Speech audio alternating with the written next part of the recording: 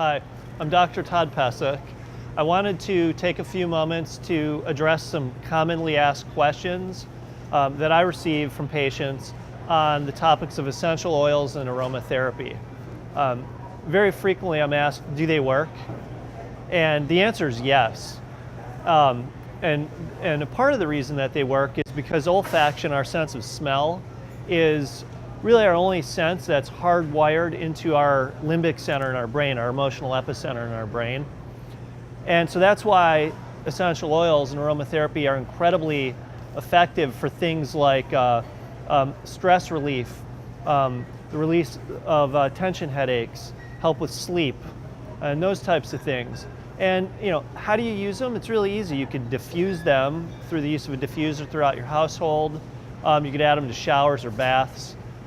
In the case of one of my particular favorites, rosemary, you could actually just apply it right to the temples, and that tip in and of itself has helped thousands and thousands of people relieve themselves of headaches.